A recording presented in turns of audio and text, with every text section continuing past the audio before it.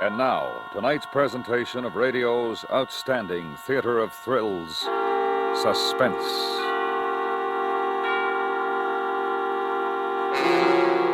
Tonight, the story of a handicapped man and the woman who holds the key to his freedom. We call it Give Me Liberty. So now, starring Mr. Tony Barrett, here is tonight's suspense play, Give Me Liberty.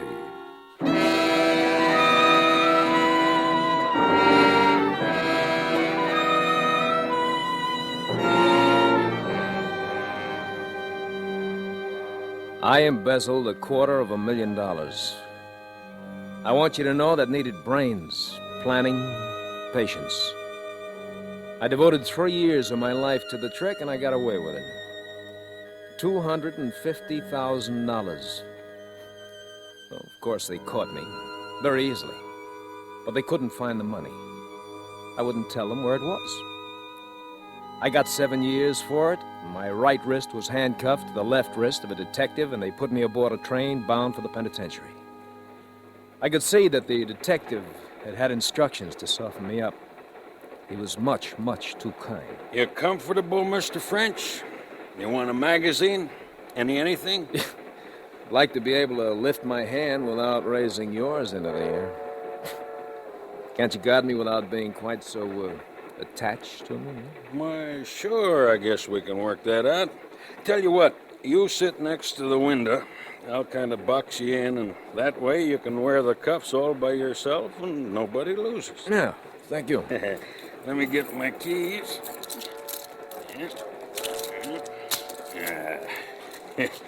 There.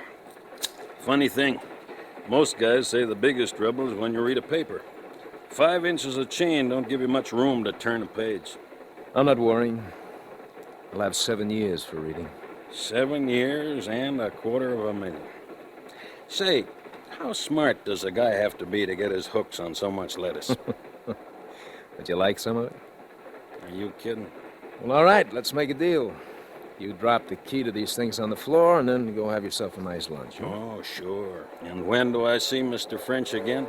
When I meet you to pay off. Mm-hmm. I wouldn't be taking kind of a chance there, would I? You know, to tell the truth, you wouldn't be taking a chance at all. How come? Oh, why should I escape? Be on the run the rest of my life? No. No, this has to go according to plan. Planning. That's what gives a man his future. But you've got a long stretch ahead. How do you know that whoever's holding the stuff won't double? It was a stupid conversation, and I was only making words. I looked out at the fields and brooks and houses rushing past. I wouldn't see these things for 7 years, not counting time off for good behavior. But then I'd be free again, and I'd have my $250,000. Not a bad salary, huh? No, I'd use my brains for myself this time. Some guys will do anything for dough. Now take you. 7 years. Everybody, hold on! There's another train on the track!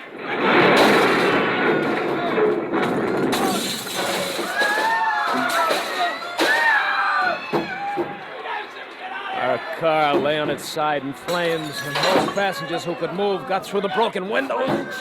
French, give me a hand. It was the detective, his legs pinned by the wreckage. Move, will you? You want to see me roasted? What can I do with my hands like this? Where do you carry the key? What do you want with a key? You can pull me out by an arm, can't you? You can grab me by the head. Get rid of me! We'll both die here if I can't use my hands. You can use them good enough. Where's that key? I can't find it, French. It ain't in my pockets. Look on the floor. You're a liar. It's a fire. Get me out of here, please. The only weapon was a suitcase. I kicked him in the face. I smashed the suitcase down on his head. And he didn't have the key. I emptied his pockets down to the last crumb of tobacco while the fire crept closer. He hadn't the key to the handcuffs.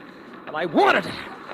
Because this wouldn't be an escape. This would be a disappearance. What a chance. What a chance. I would have my liberty and I'd have my money. There's somebody in that car! In the car! Somebody in there! Is there anybody in that car? Is there anybody? Hey, Pete! Hey, Pete! Bring that extinguisher over this way, will you? I threw away his pistol. I wouldn't need a gun. I used my head. I squeezed my college ring on his finger. I switched wallets. Is there anybody in that car? Hey, Pete, this way! Over here! There was a conductor out there, a crowd of passengers. I got to the opposite side of the car. No one. Not a soul, and there wasn't a splinter of glass left in the window. I slid down the side of the car. I cleared the wheels. I struck the ground running. A few moments, a few hundred steps, and I was safe in the darkness. I was free. They'd think I was dead. And I had $250,000.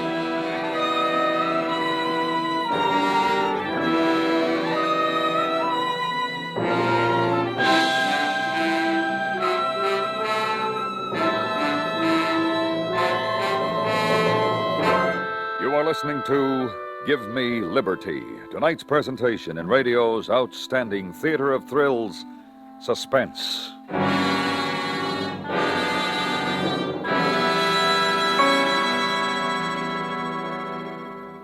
Tomorrow night, CBS Radio's FBI in Peace and War goes into a car-stealing racket that involves a youth from one of the community's most respected families. Don't miss the facts about the neighborhood boy on the FBI in Peace and War tomorrow night on most of these same stations. And now we bring back to our Hollywood soundstage Mr. Tony Barrett, starring in tonight's production of Give Me Liberty, a tale well calculated to keep you in suspense.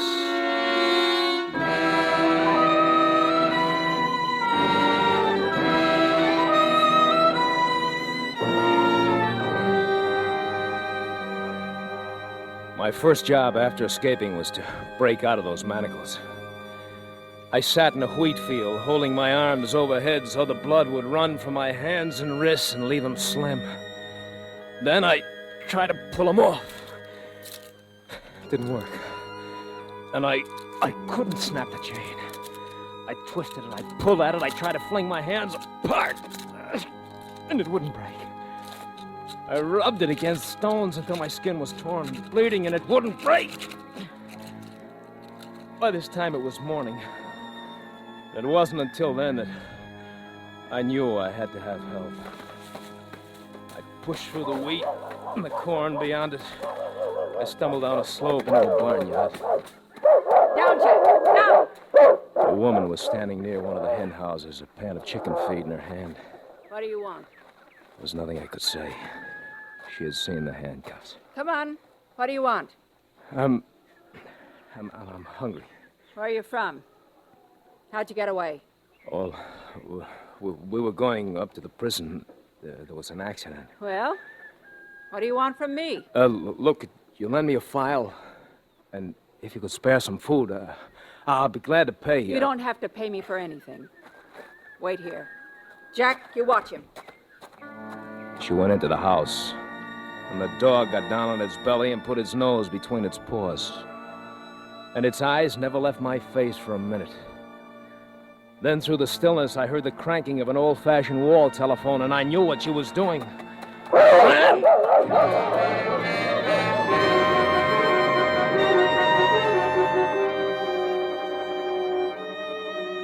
I couldn't get them off. I couldn't get the handcuffs off. I couldn't get anything to eat. I couldn't show myself. You know what it means to see food all about you, not be able to buy it. Don't tell me I could have eaten corn, fruit, and roots. I can tell you the nature of every dog in that area, the feel of every barbed wire fence, and the sound of every rifle and shotgun. That was him, Harry! That was him down in the brush! Get around on the other side! I crept into a village one night. I forced up the window of a hardware store. I wanted a file, just a file. Do you know what they carry in hardware stores these days? Glassware, kitchen gadgets, garden tools, seeds, ovens, rat poisons, dresses. Then I moved behind a counter.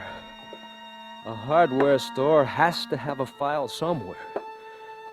My foot struck a wire stretched across the floor.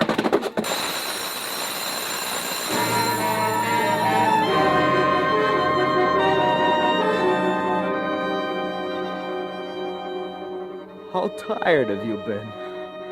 Have you ever been so tired that you thought you'd die? You wanted to die? On the evening of the 4th day of my liberty, I crawled quietly to the garbage can back of a roadside diner. I began to paw about for something I could eat.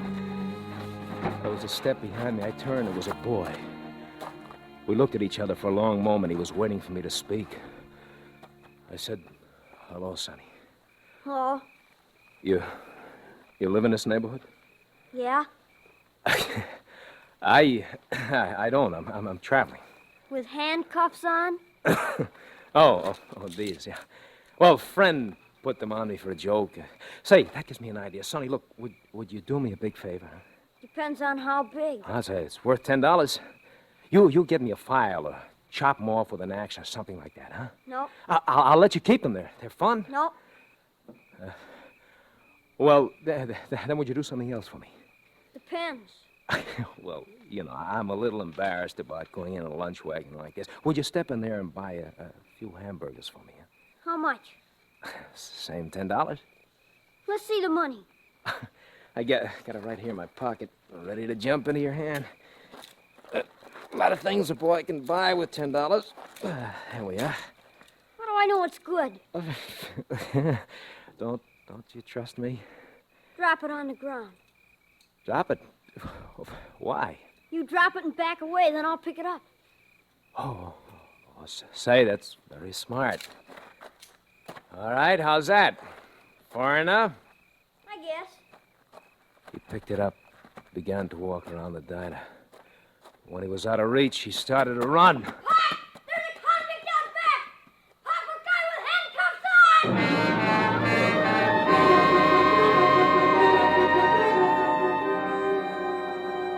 I got away, and I couldn't tear them off. I couldn't.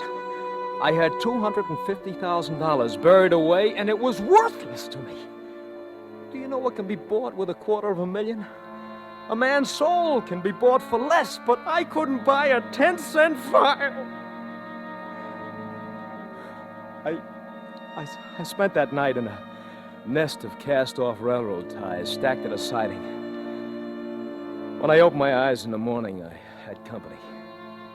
A very tough-looking hobo in blue jeans and a navy coat. She was counting my money, smoothing each bill with loving care. She grinned when she saw that I was awake. Good morning, chum. You sleep like an honest man. What's the matter, chum? Never speak till they bring your orange juice? Look, I'm in trouble. I want you to help me. To get the bracelets off? Yes. Now, chum, wouldn't that be kind of silly? I might lose all this hard-earned dough. Look, there's more where that came from. A lot more. I'll make you rich. Yeah, I've heard that one before. So long, chum. No, listen. I've got $250,000. Yeah, I know. I get feelings Look, like that. come back, will you? It's true. Don't you read the papers? I'm Earl French. I never heard of you. Look, just go into town and buy one of the newspapers. 6 days ago, I stole $250,000. Mm-hmm. And you're wearing those things so they won't pick your own pockets. Oh, please, don't try to be clever. Don't you understand? I died in the train wreck near Scottsville. You're sure about that, chum? You died only a few days ago? No, they only think I did. Look, get those newspapers and come back here with a file and some food. Chum. Don't order me around. Just take it easy. Maybe I'll be back. I waited for her all through the long, blistering day, crouching within the four walls of railroad ties. I knew she'd be back. She couldn't resist it. I knew she'd be back. Chum, it seems you were a very important guy in your time. You saw the papers, huh? Yeah, and I got news for you. Mr. French, you are now burned to a crisp. That's the way they found you in the train. Recognize me by the ring on my finger? Yeah. Yeah, you're dead, all right. You and $250,000. All right. We'll come to that later. Look, get to work with a file. Now, look, you're giving me orders again. I told you I don't like that. Please, give me the file. It's right here in my jeans. That's where it's going to stay until you lead me to my share of that dough. You'll get it. Chum, you listen. I can pick up 500 fish by turning in an escaped prisoner. Or you can dig up that treasure chest and buy this file for half the dough. It's over 100 miles away. I can't ride a train or a bus with these on my wrists. It's okay, chum. We'll walk. I've done it before. But we'll be seen. Not at night. Oh, how will I eat? Where'll we sleep? You'll sleep in the woods and I'll bring your grub to you. Me, I'll sleep in town where I'll be snug and safe. You don't take this file from me, chum. Not till I see my half of the dough. And that's how it was. That same evening, we started a walk. At first, it wasn't as bad as I made it sound. It gave me time to think. And I knew I'd think of something. Don't start thinking I trust you, chum. I don't. A lot of things can happen before we get there. No, I'll do what's fair. We'll split. If we don't, I'll split your skull. And don't kid yourself that I won't. I've been waiting a long time for a break like this.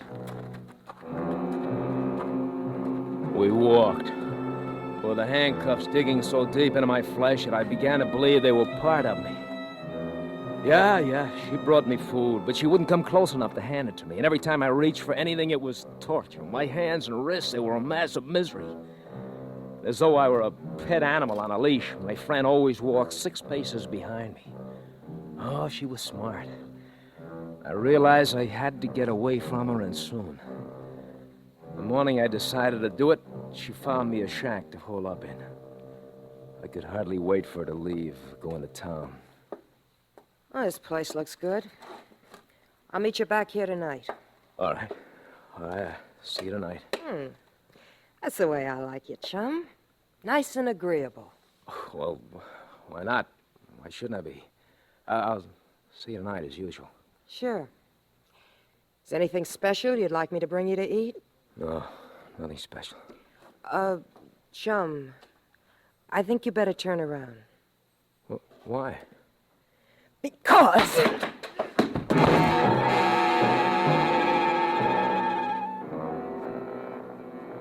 When I awoke with a dull ache filling my head, I found myself neatly trussed up. I could move a little, but not enough to get free. You talk about female intuition. She had guessed that I was going to try to get away from her, and she just beat me to it. I didn't give up, though.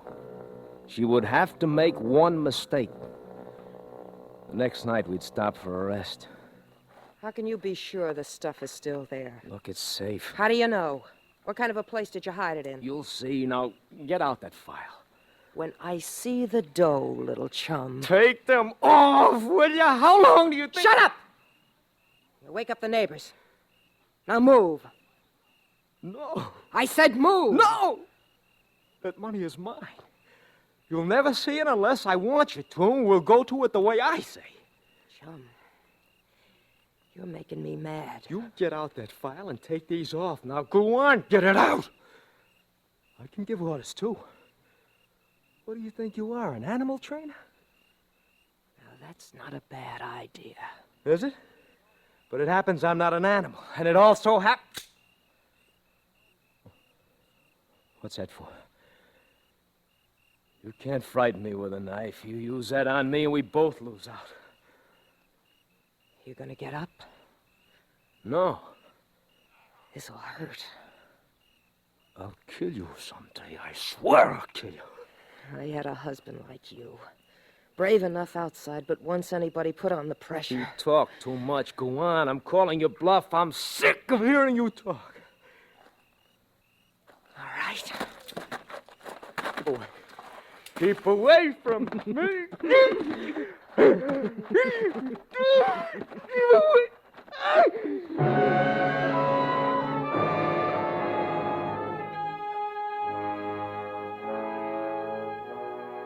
We walked. How I hated her. And she was sure she'd beat me down altogether because she didn't even bother now to make lousy jokes at me anymore. Oh, she was very quiet after that. And a little careless. I stopped now and then. She'd bump into me in the darkness, but I just never had a chance to get my hands on her. And then a couple of mornings later, I said, here it is. What? The money. Where? Was standing over it.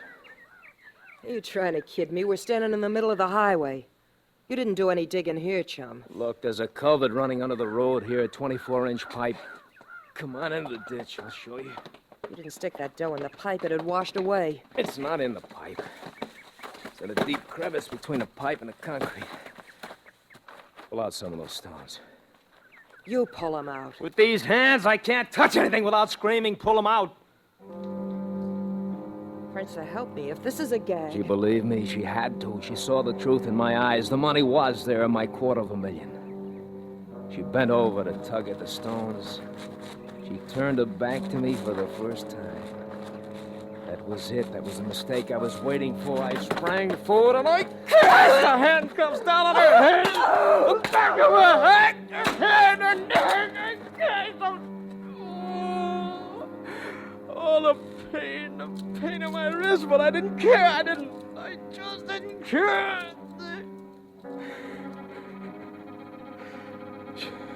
She was dead. I couldn't move. My hands, my poor hands, I had to wait till the shock drained all of them. I reach into her pockets for the file. It isn't there. Must be in this one. No, no file. She hasn't got a file.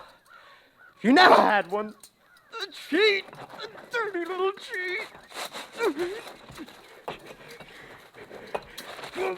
Come on, little children. Come on, babies. 250,000 beautiful little babies. Come on! I can't get a hold on it. Need another few inches. I can't with these handcuffs on. I need one arm free. You handcuffs, you don't break the chain if I have to rip my hands. Oh, I'll get the money. I want my money. I want my money.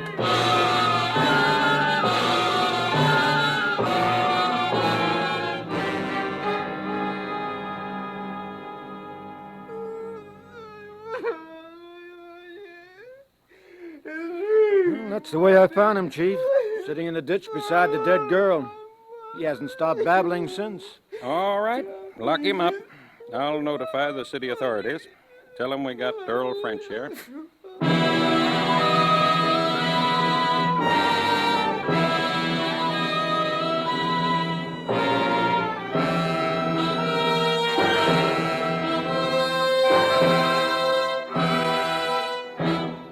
Suspense, in which Mr. Tony Barrett starred in tonight's presentation of Give Me Liberty.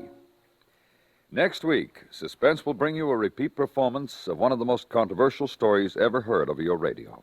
It's called 0 Hour, written by Mr. Ray Bradbury. Be sure to listen to 0 Hour. That's next week on Suspense.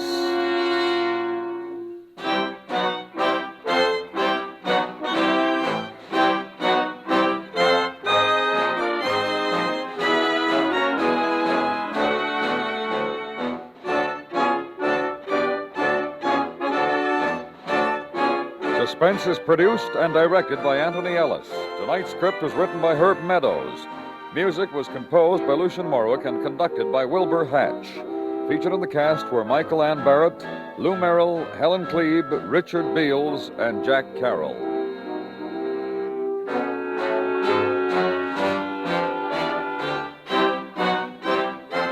Ride a real squad car with Night Watch, Thursdays on the CBS Radio Network.